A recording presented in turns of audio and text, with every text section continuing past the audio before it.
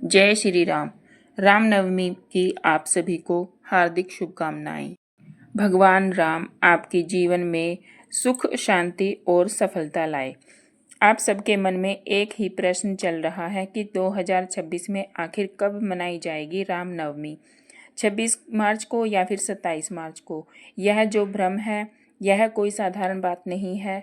यह हमारे सनातन धर्म की गहराई को समझने का एक अवसर भी है। हमारे ग्रंथ हमें सिखाते हैं, प्राचीन ग्रंथ की किसी भी पर्व का निर्णय केवल तारीख देखकर नहीं किया जाता, बल्कि तिथि, नक्षत्र और सबसे महत्वपूर्ण उदया तिथि के आधार पर किया जाता है।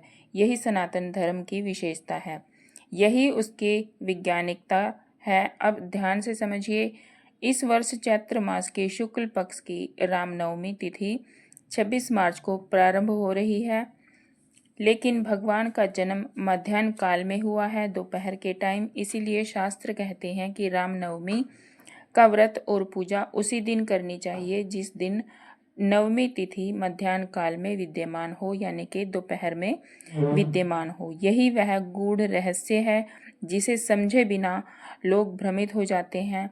जो लोग केवल तिथि के आरंभ देखकर ही 26 मार्च को बोल रहे हैं, लेकिन जो शास्त्र की गहराई को समझते हैं वे मध्याह्न और उदया तिथि का विचार करते हैं। यह पर्व केवल तिथि का नहीं, उस दिव्य क्षण का स्मरण है जब स्वयं धर्म की स्थापना के लिए प्रभु श्री राम ने अवतार लिया। इसीलिए अगर हम उस दिव्य समय को समझकर पूजा करें तो उसका फल अनंत गुना बढ़ जाता है। अब बात उस गुप्त मुहूर्त की है जो कोई साधारण समय नहीं है। यह वह क्षण होता है जब ब्रह्मांड की ऊर्जा, आपके संकल्प और प्रभु की कृपा एक सीध में आ जाते हैं। उस समय की गई प्रार्थना सीधे भगवान तक पहुंचती है। लेकिन याद रखिए, प्रभु केवल समय नहीं देखते, वे भाव देखते हैं। यदि आपका मन सच्चा है, आपकी भक्ति निर्मल है, श्रद्धा है, तो थोड़ा इधर उधर का समय भी आपकी साधना को व्यर्थ नहीं करता। परंतु यदि शास्त्र अनुसार सही समय पर सही विधि से सच्ची श्रद्धा से पूजा की जाए तो उसका प्रभाव कई गुना बढ़ जाता है। तो ज्ञान को अपनाइए। सनातन धर्म हमें डराता नहीं है, वह हमें समझाता है, मार्ग दिखाता है। जब आप भगवान राम का नाम लेते हैं, राम कहते हैं, तो केवल एक नाम नहीं लेते, अपने भीतर के अंधकार को दूर करते हैं, अपने जीवन में मर्यादा, सत्य और धर्म को स्थापित करते हैं। तो इस बार रामनवमी को केवल एक पर्व की तरह मत मनाइए, अपने इस जीवन में राम को उतारने का अवसर बनाइए। सही समय का ज्ञान रखिए, लेकिन उससे भी अधिक अपने हृदय को शुद्ध रखिए, निर्मल रखिए, क्योंकि जहाँ सच्ची भक्ति होती है वहीं स्वयं भगवान राम प्रकट होते हैं। चैत्र मास की शुक्ल पक्ष की नवमी तिथि यही वह पवित्र दिन है जब मर्यादा पुरुषोत्तम भगवान श्री राम ने माता कौशल्या के गर्भ से इस धरती पर अवतार लिया था। यह दिन केवल एक उत्सव मात्र नहीं है, बल्कि यह एक बहुत ही बड़ी ब्रह्मांडीय घटना है। जब सूर्य मेष राशि में अपनी उच्च अवस्था की ओर बढ़ता है और अन्य ग्रह अपनी शुभ स्थिति में होते हैं, तभी रामनवमी का पावन पर्व आता है। साल 2026 में ग्रहों की यह चाल और पंचांग की गणित कुछ इस तरह उलझी हुई है कि नवमी तिथि 2 दिनों में बंट गई है। पंचांग के अनुसार जब कोई भी तिथि 2 दिनों तक चलती है तो सबसे बड़ा सवाल उदया तिथि का आ जाता है, क्योंकि हमें उस दिन व्रत करना चाहिए जिस दिन सुबह सूर्योदय के समय नवमी हो, या फिर उस दिन जब दोपहर के समय नवमी हो। शास्त्र कहते हैं कि भगवान राम का जन्म मध्याह्न काल में यानी दोपहर के ठीक मध्य में हुआ था। उस समय आकाश में अभिजीत मुहूर्त था। इसीलिए रामनवमी के लिए उस दिन को सबसे उत्तम माना जाता है जिस दिन दोपहर के समय नवमी तिथि व्याप्त हो। यही वो पहला सुराग है, जो बात है, यही हमें सही दिन तक ले जाएगी। लेकिन कहानी इतनी सीधी नहीं। इस बार पंचांग की गणना कुछ ऐसे रहस्यमय संकेत दे रही है जिसे समझना हर किसी के बस की बात नहीं है। आइए इस रहस्य की गहराई में जाने से पहले त्रेता युग के उस दिव्य क्षण को याद करते हैं। अयोध्या के राजा दशरथ के महल में गहरी उदासी छाई थी। कोई संतान नहीं थी। राजा दशरथ और उनकी तीनों रानियां अत्यंत अत्यंत दुखी थे, अत्यंत चिंतित थे। तब गुरु वशिष्ठ की सलाह पर श्रृंगी ऋषि ने पुत्र कामेष्ठी यज्ञ किया। उस यज्ञ की प्रचंड अग्नि से स्वयं अग्निदेव प्रकट हुए और उन्हें दिव्य खीर का एक पात्र राजा दशरथ को दिया। राजा ने वह खीर अपनी तीनों रानियों में बांट दी और फिर समय अपनी गति से चलता रहा। चैत्र मास आया। प्रकृति एक अलग ही आनंद में झूम उठी। ठंडी ठंडी सुगंधित हवाएं चलने लगी। न ज़्यादा गर्मी न ज़्यादा सर्दी। शास्त्रों में वर्णन है कि जिस दिन प्रभु श्री राम का जन्म होने वाला था, उस दिन सूर्य देवता अपने रथ को रोककर आकाश में खड़े हो गए थे। वह उस दिव्य दर्शन के लिए लालायत थे। ठीक दोपहर के 12 बजे जब सूर्य आसमान के ठीक बीचों बीच चमक रहा था, तब माता कौशल्या के कक्ष में एक अलौकिक प्रकाश फैल गया। शंख और नगाड़े बजने लगे। देवता आकाश से पुष्पों की वर्षा करने लगे। भगवान विष्णु ने अपने चतुर्भुज रूप में माता कौशल्या जी को दर्शन दिए और फिर एक साधारण शिशु के रूप में रोने की लीला की। यह कोई साधारण जन्म नहीं था।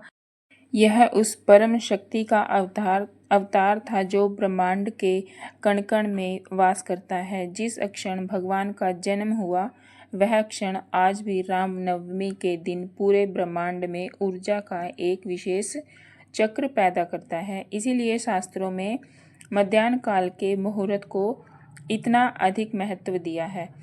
जो लोग इस रहस्य को नहीं समझते, वह केवल कैलेंडर देखकर किसी भी दिन पूजा कर लेते हैं, लेकिन जो आध्यात्मिक रहस्य को जानते हैं, वह उस सटीक क्षण का इंतजार करते हैं।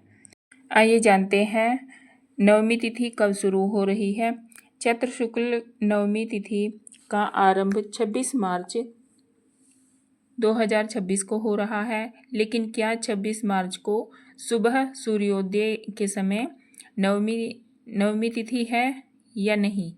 पंचांग की सटीक गणना के अनुसार नवमी तिथि 26 मार्च को सुबह के बाद से शुरू हो रही है और यह 27 मार्च तक रहेगी। यहीं पर सारा भ्रम हुआ है। कुछ लोग कह रहे हैं 26 मार्च को नवमी शुरू हो जाएगी, इसीलिए उसी दिन व्रत रखना चाहिए। वहीं कुछ लोग उदया तिथि के सिद्धांत को मानते हुए 27 मार्च पर जोर दे रहे हैं। अगर हम 26 मार्च की बात करें तो उस दिन अष्टमी और नवमी का अद्भुत मिलन हो रहा है। कई प्राचीन शास्त्रों में कहा गया है कि अष्टमी में विद्यमान नवमी बहुत ही पुण्यदायी और शक्तिशाली होती है। लेकिन क्या भगवान जी का जन्म अष्टमी को हुआ था? बिल्कुल नहीं। उनका जन्म तो नवमी को हुआ था, जब नवमी तिथि अपने पूर्ण रूप में दोपहर के समय विद्यमान थी। वही समय सबसे शक्तिशाली हमारे शास्त्रों का एक अत्यंत स्पष्ट नियम है, जिसे मध्याह्न व्यापिनी नवमी कहा जाता है, जिसका अर्थ यह है कि जिस दिन दोपहर के 12 बजे के आसपास नवमी तिथि हो, वही असली और वास्तविक रामनवमी है। तो 26 मार्च 2026 को नवमी तिथि अपनी पूरी शक्ति के साथ 12 बजे विद्यमान रहेगी, आकाश में ब्रह्मांड में मौजूद होगी। भले ही सुबह नवमी ना हो, लेकिन जब भगवान श्री राम जी का जन्म समय आएगा, तब नवमी तिथि आकाश मंडल में पूरी तरह से स्थापित होगी। दूसरी तरफ अगर हम 27 मार्च को देखें तो उस दिन सुबह उदया तिथि में नवमी जरूर है, लेकिन नवमी तिथि कुछ ही समय के लिए रहेगी और दोपहर होने से पहले ही समाप्त हो जाएगी। इसका सीधा सा मतलब है कि 27 मार्च को दोपहर के समय दशमी तिथि आ जाएगी। अब आप ही सोचिए, क्या दशमी तिथि में दोपहर में रामनवमी मनाई जाएगी? राम जन्म का उत्सव मनाना शास्त्रों में अनुकूल होगा? यही वह गुप्त सत्य है जिसे समझने में लोग अक्सर भारी भूल कर देते हैं। उदया तिथि का नियम हर व्रत में लागू नहीं होता है। रामनवमी एक ऐसा विशिष्ट व्रत है जिसमें कर्म काल यानी जिस समय भगवान जी का जन्म हुआ था उस समय की तिथि को ही सर्वोपरि माना जाता है। इसीलिए शास्त्रों के कठोर नियमों, निर्णय और धर्म सिंधु के प्रमाण श्लोकों के अनुसार साल 2026 में रामनवमी का महाव्रत और उत्सव 26 मार्च को ही मनाना पूर्ण रूप से शास्त्र सम्मत और अत्यधिक फलदायी होगा। 27 मार्च को व्रत रखने वाले लोग अज्ञानता वर्ष 10वीं तिथि के प्रभाव में आ जाएंगे और नवमी की वह दिव्य ऊर्जा उन्हें कभी प्राप्त ही नहीं हो सकेगी। अब बात करते हैं सबसे रहस्यमय और शक्तिशाली मुहूर्त की। 26 मार्च 2026 को जब आप व्रत रखेंगे और पूजा की तैयारी करेंगे तो आपको एक विशेष समय का बहुत ध्यान रखना है। यह वह समय है जब ब्रह्मांडी ऊर्जा अपने चरम शिखर पर होगी। यह वह 45 मिनट का अमूल्य समय है जब आकाश से साक्षात कृपा बरसती है।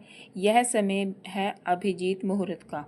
मध्य भाग 26 मार्च को सुबह 11:20 से लेकर दोपहर 1 बजे तक पूजा का अति शुभ समय रहेगा, लेकिन इसके बीच में ठीक दोपहर 12 बजे के आसपास का जो समय है वह सबसे ज़्यादा जागृत समय है।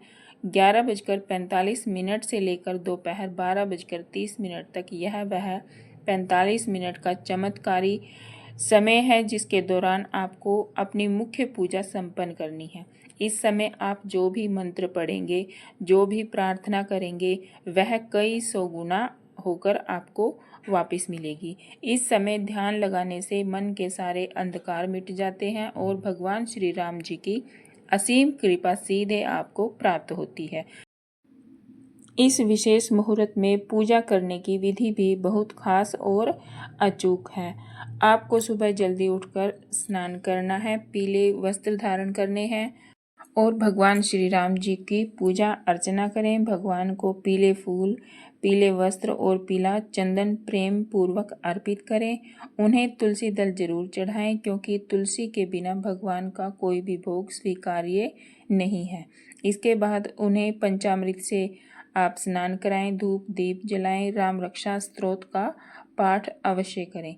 अगर राम रक्षा स्तोत्र पढ़ना आपके लिए संभव नहीं है तो रामचरितमानस की चौपाइयों का मधुर स्वर में गान करें। भय प्रगट कृपाला दीन दयाला कौशल्या हितकारी, इस अद्भुत छंद का पाठ करना इस दिन सबसे फलदायी माना जाता है। और जब घड़ी की सुइयां दोपहर के ठीक 12 बजाएं तब आपने हाथ में फूल और अक्षत लेकर भगवान का ध्यान करना है, उन्हें पूर्ण श्रद्धा पूर्वक अर्पित करना है। इसके बाद आरती करें, परिवार के सभी सदस्यों को प्रसाद बांटें। रामनवमी केवल एक दिन का साधारण उपवास नहीं, यह अपने भीतर सोए हुए राम को जगाने का दिन है। राम का अर्थ है वह दिव्य प्रकाश जो हमारे मन के अज्ञान रूपी अंधकार को दूर करे। आज के इस कलयुग में जहाँ चारों तरफ नकारात्मकता, क्रोध और तनाव फैला हुआ है, वहाँ राम नाम एकमात्र ऐसा मजबूत सहारा है जो हमें भव सागर से पार लगा सकता है। भगवान शिव स्वयं राम नाम का निरंतर जाप करते हैं और काशी जी में जब कोई प्राणी अपने प्राण त्यागता है तो भगवान शिव स्वयं उसके कान में तारक मंत्र के रूप में राम नाम ही बोलते हैं, जिससे उस जीव को मोक्ष की प्राप्ति होती है। और हनुमान जी चिरंजीवी हैं, वह आज भी अदृश्य रूप में वहीं उपस्थित हो जाते हैं जहां राम कथा हो रही होती है या राम नाम का संकीर्तन हो रहा होता है। इसीलिए 26 मार्च के दिन अपने चंचल मन को पूरी तरह से राम नाम के चरणों में समर्पित कर दुनियादारी की सारी चिंताओं को कुछ समय के लिए भूलकर, यह दिन बार बार नहीं आता। ग्रहों का जो दुर्लभ संयोजन इस बार 26 मार्च को बन रहा है वह आपकी आध्यात्मिक और भौतिक दोनों तरह की प्रगतियों के लिए एक स्वर्णिम अवसर है। याद रखें, व्रत का अर्थ केवल भूखा रहना या अन्न छोड़ना नहीं होता। व्रत का अर्थ है एक दृढ़ संकल्प लेना, अपने भीतर के दुर्गुणों को हमेशा के लिए छोड़ने का संकल्प लेना। अगर हम राम जी के गुणों का एक छोटा सा अंश भी अपने भीतर उतार लें तो हमारा जीवन पूरी तरह से सार्थक हो जाता है। बहुत से लोग व्रत के दौरान बेवजह क्रोध करते हैं, झूठ बोलते हैं या दूसरों की निंदा करते हैं। ऐसा करने से व्रत का सारा महान पुण्य उसी क्षण नष्ट हो जाता है। इसीलिए मार्च 26, 2026 को अपने मन से, कर्म से, वचन से पूरी तरह पवित्र रहें। किसी का दिल न दुखाएं। हो सके तो उस दिन किसी गरीब या ज़रूरतमंद की सहायता जरूर करें। भगवान राम अगर सबरी के झूठे बेर प्रेम से खा सकते हैं तो वह आपके सच्चे भाव से चढ़ाए गए एक छोटे से फूल से प्रसन्न हो जाते हैं। उन्हें आपकी किसी महंगी वस्तु की कोई आवश्यकता नहीं है। उन्हें केवल और केवल आपके सच्चे प्रेम की आवश्यकता है, आपके भाव की आवश्यकता है। क्या आप जानते हैं कि भगवान श्री राम का जन्म सूर्यवंशी में ही क्यों हुआ? सूर्य प्रकाश का प्रतीक है, सूर्य अनंत ऊर्जा का प्रतीक है और सूर्य किसी भी भेदभाव के बिना पूरी सृष्टि को अपना प्रकाश देता है। भगवान राम भी सूर्य की तरह ही हैं। उनके राज्य में जिसे हम राम राज्य कहते हैं, कोई दुखी नहीं था, कोई दरिद्र नहीं था। प्रकृति अपने पूर्ण यौवन पर थी। रामनवमी का यह पावन पर्व हमें उसी राम राज्य की याद दिलाता है। जब हम 26 मार्च 2026 को दोपहर 12 बजे भगवान श्री राम जी की आरती उतार रहे होंगे तो हमें यह प्रार्थना भी करनी चाहिए कि हे प्रभु, हमारे मन के भीतर भी एक ऐसे ही राम राज्य की स्थापना करो, हमारे विचारों में सत्य हो, हमारे कर्मों में। रामनवमी का यह महासंयोग आपके परिवार में सुख, शांति और समृद्धि लेकर आए। भगवान श्री राम की कृपा दृष्टि सदा आप पर बनी रहे।